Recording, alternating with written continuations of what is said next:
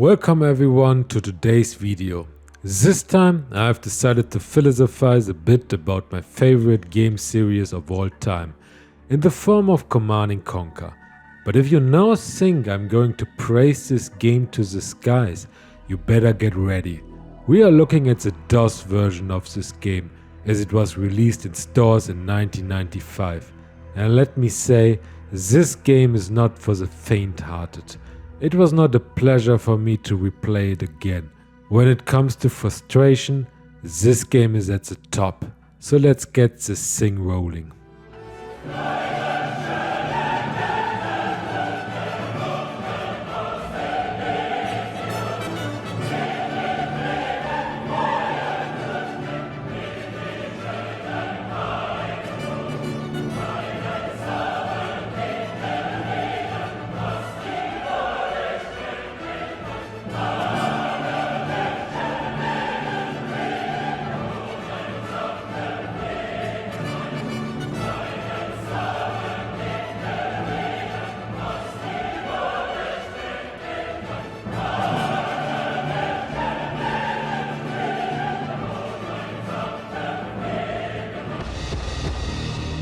Command & Conquer Teil 1 – Der Tiberium-Konflikt.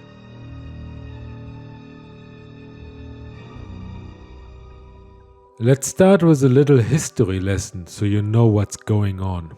Once upon a time, before the turn of the millennium, an asteroid crashed onto Earth, bringing with it an extraterrestrial substance that spread across the planet. It was named Tiberium and has the property to suck raw materials from the Earth and then leaves them on the surface as crystals.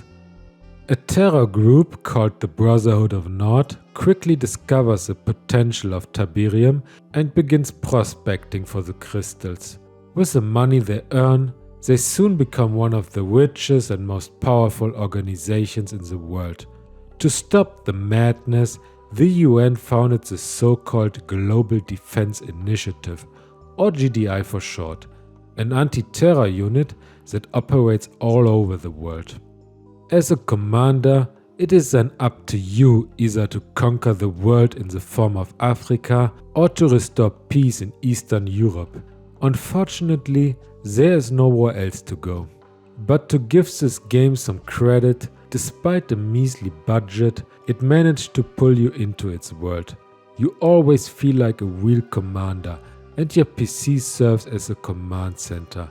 Each of the characters speaks to you directly and informs you about the next mission objective, which is usually limited to a few sentences.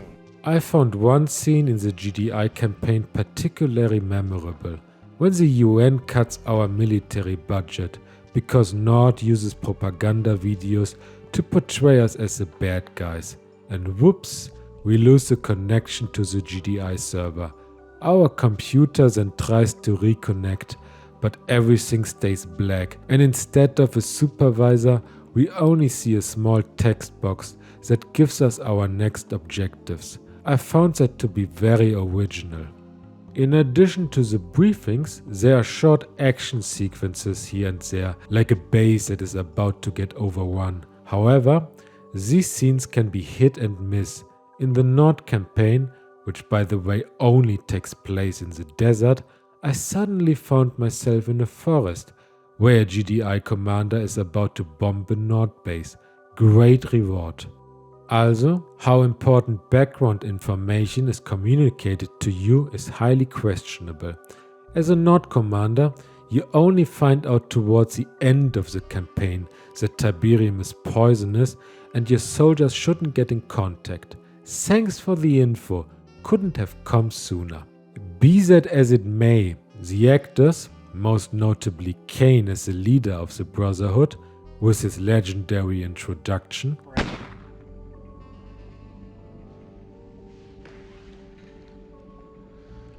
Yes, power shifts more quickly than some people think. I am Kane. as well as General Shepard on the GDI, make a good impression and always make me smile when I see them on screen. Just don't expect the Hollywood performance. Unfortunately, There are also sequences with no named characters that just look silly. And that's pretty much what you can expect story-wise. I can tell you, after a few hours playing this, you will feel like our good General Shepard here. Ironic, isn't it? Kane's planted his temple just outside of Sarajevo. If that sounds familiar, it's because that's where another madman started World War I. And here we are, trying to stop this madman from doing it again. Commander, there is to be no quarter given. No leniency in dealing with Kane and his zealots. Wipe his temple off the face of the earth. Destroy the bastard. Or prepare to die trying. At the start of the game, you are presented with a big choice. Do you prefer to command the GDI or the Brotherhood? But so that there is no misunderstanding here, you use this to determine the level of difficulty of the game, between hard and fuck yourself. Some will probably shout heresy, but I don't have anything good to say about the Brotherhood. They are simply vastly inferior to the GDI. None of their tanks are particularly strong. While you roll into battle with a light tank in the Brotherhood, it's a medium one in the GDI. Yes, Nord has its stealth tank, but it needs years to finally attack, if it even hits something. And of course, it doesn't stand a chance against our Mammoth tank. But slowly here, the opponent is a cheating bastard that you would like to punch in the face in real life. First of all, he has infinite resources, while you have to count every penny. Add to this that your harvesters are lame as ducks, and there is never enough Tiberium on the map to fund your war. Your current progress is displayed on a world map where you can choose your next mission. Unfortunately, you get zero information beforehand about what to expect, and once you have clicked on an arrow, there is no going back. My tip: be sure to save before the end of a mission, because they are anything but well balanced. Moving on to the battlefield, you are constantly fighting against horrendous pathfinding. I've never played a game that made me sit in front of the screen so stunned, as I watched my units trying to get from point A to B. Words can't describe it. I mean, just look at this shit. The farther away from the target, the less likely it is that your units will find a way there. They crisscross the map and then end up somewhere in the middle of nowhere. In addition, they also like to block each other. The latter has actually served me well. In one of the Nord missions, I was able to witness how an enemy harvester blocked access to his base so that his own tanks could no longer get out. When I attacked the base later from the side, I was able to knock them out one after the other, and the bums hardly put up a fight. Speaking of attacking, if you are going to retaliate, know this. If you can't get to the construction yard, your entire attack will have been wasted. If it survives, then he simply rebuilds all the buildings as if nothing had happened, and that is really annoying. Sometimes only a few seconds pass and the guard tower you just destroyed is online again. Your opponent can even build his construction yard if he has a second one. This is total bullshit. Once I even saw how the AI rebuilt several buildings at once. Yeah, sure. Worse, the enemy harvester is like a leech stealing the Tiberium from under your nose. It doesn't matter how many of them you destroy, there are always new ones coming. Thankfully, as a GDI commander, you can use a little trick in the form of an APC. This is a troop transporter that you can load with engineers.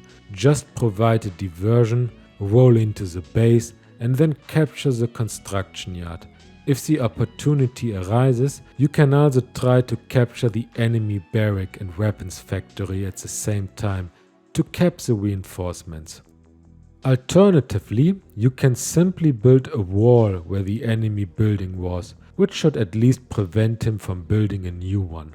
However, if you decide to go with a Nord campaign, you better hospitalize yourself for mental health. The units simply can't do anything, and you can either white out the APC. Instead, your engineers have to run the gauntlet, but that's just the tip of the iceberg. Let me introduce you to my personal nemesis, besides the pathfinding of course, the goddamn airstrike. As a GDI commander, you get this only if you destroy all enemy SAM sites in a mission, which makes the ability absolute pointless, because it usually happens when the mission is over anyway. But it looks all different when your opponent uses it. First of all, he doesn't give a damn whether you have SAM sites or not, he uses it anyway. And don't even bother building them, they are absolutely useless. Worst of all, the enemy is a master at the art of bombing. The attacks are made with laser precision. While you can only attack an area, your opponent can attack moving targets and they always hit the spot. Even better, he can just change the target once your unit is destroyed. Fuck that computer. And even if it doesn't seem like it, time is always against you. All the bombings are like a slow-acting poison that will kill you. Because sooner or later, you won't find any more Tiberium on the map. If that happens, you will run out of money for repairs and that's it. In one mission, the AI even attacked my construction yard with it. Thankfully, it wasn't destroyed, but just look at how little health it has left. That's just sick. The only reasonable thing the Brotherhood has to offer is the Obelisk. It costs a whopping 1500 credits, but its Ray of Death gets the job done. However, there are practically only 2 missions where you can build this thing. Technically 3, but in the 12th mission the opponent has an iron cannon and is constantly blasting away your Obelisk, so it's advisable not to build one in the first place. And yes, of course, airstrikes are still coming for you. My personal odyssey started with the last mission of the Nord campaign. You start on a small island with limited resources, from which you cannot leave. On an even smaller island below, I found a commando unit. Some would now speculate you can destroy the church there to get a crate, which is true, but my commando refused to carry out the order. Maybe he is religious. After what feels like an eternity, we actually get reinforcements in the form of an MCV, nothing more, in the middle of enemy territory. I had practically no chance of surviving here. But apparently I played the mission completely wrong, because at the start you have an engineer. He has to survive. Do you know what you can do with him? There is an enemy chopper on the island. To my surprise, you can conquer it with an engineer. How the hell am I supposed to know that? It's not like the game would explain anything to me. And suddenly the mission made a bit sense and I was able to drop soldiers at the base next to me. Ultimately, the key to success was to build obelisks, which are used as an offensive weapon. Sometimes you have to fight fire with fire.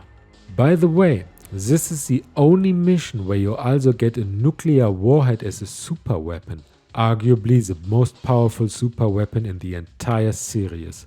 You can even destroy a construction yard with it. But of course, we don't want to make the game too easy, so you are only allowed to use it once, while the filthy AI keeps coming with their fucking airstrike. I can tell you, I felt relieved when the campaign was finally over. Playing through the Brotherhood is torture. And what the fuck is even going on with that ending? What were they smoking?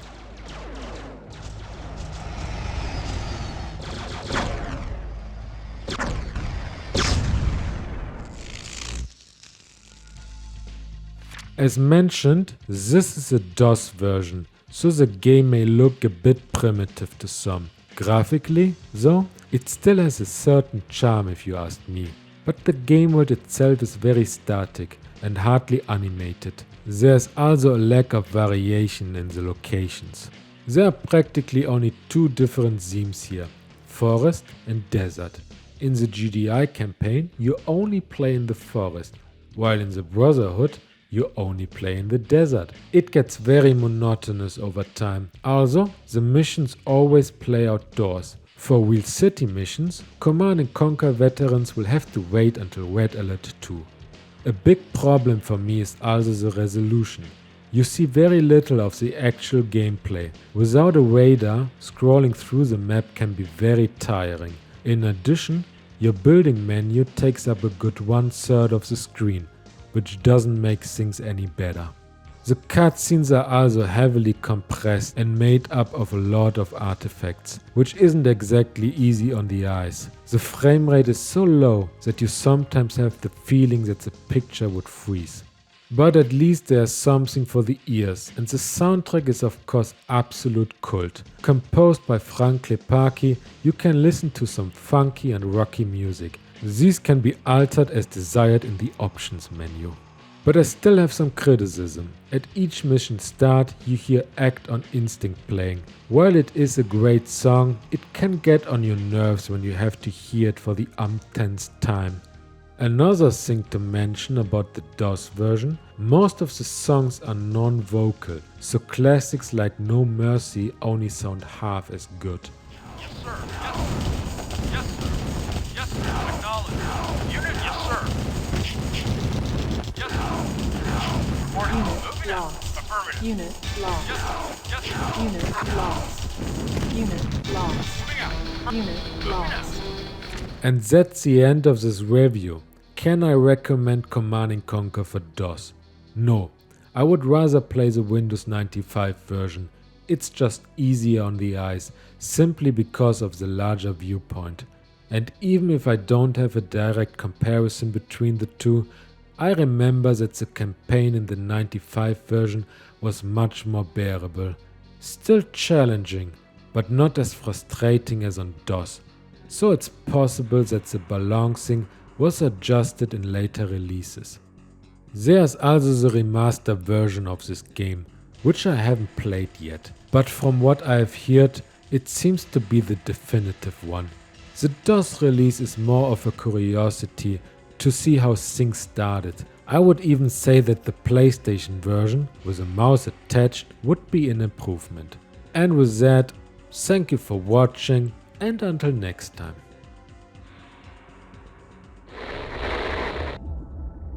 Don't look so surprised, Commander. And don't look around for your Eva. It can't help you now.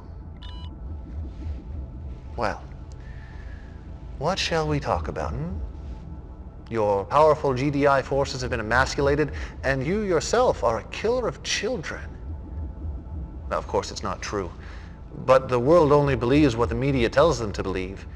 And I tell the media what to believe. It's really quite simple. Oh, there's your little pet. But now that I know where you live, Commander, it's only a matter of time. Were I in your shoes, I would spend my last earthly hours enjoying the world. Of course, if you wish, you can spend them fighting for a lost cause. But you know that you've lost.